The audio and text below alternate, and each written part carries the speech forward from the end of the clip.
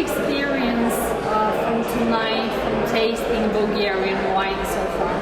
I'm working my way gently around the entire collection that's here, and I shall get as many of them tasted as I possibly can before 9 o'clock when it comes to a finish. And I've been started on about the first 3 or 4 groups of wineries, and there's about as much to go again, and I'm looking forward to trying the rest of them one of these days. So far, how would you describe your experience?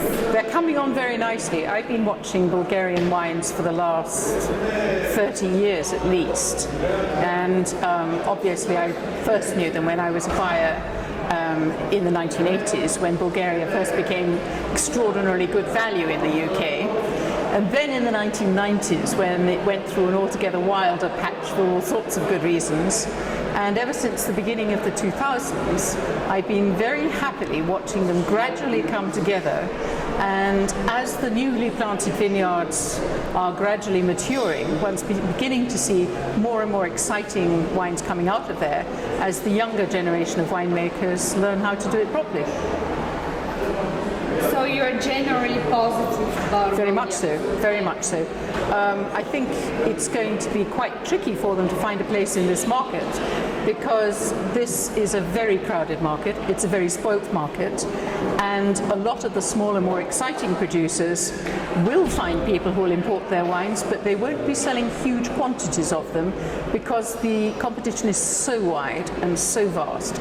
But they will get themselves noticed by an awful lot of people who can't, and I think that will help them make their reputation worldwide, which they're really beginning to deserve to do. What is it that makes Bulgarian wine good in your opinion? Let's start with the fact that you've got hills and valleys and interesting places to plant grapes, and one of the things that you've always known is where the good land for vineyards should be. And so people do have a long standing background history of knowing where it's good to plant grapes.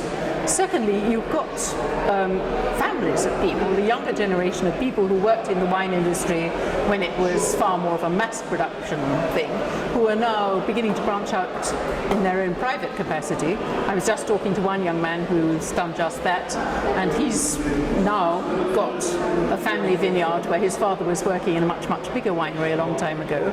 So there's a lot of background knowledge that's been handed on, and even more that's being discovered now that people are looking much more outward and learning from all the other bits of science that are knocking around the world and are now available to everybody.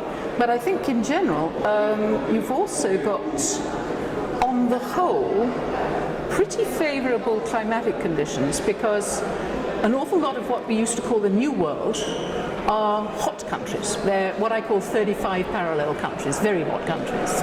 Bulgaria is much more of a 45 parallel country, so if you divide the world very roughly in that kind of way.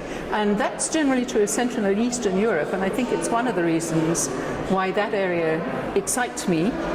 It's one I've taken an interest in for the last 22 years in particular, and I've watched it come together, and I'm fascinated to see how some of the new producers are coming along, because they're putting together all the new science and all the old traditions, so the tradition about where things grow, how they grow, and all the new science about how you can really take care of the winemaking.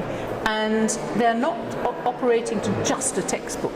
They're operating to their own new ideas, and they're trying things out. So they're not just saying, oh, he's always done it like that, let's all do it like that. They're actually doing something original and interesting and learning from each other, and that's getting to be fascinating. I'm enjoying it. Do you believe in Bulgarian wine? Yeah, absolutely. Thank you.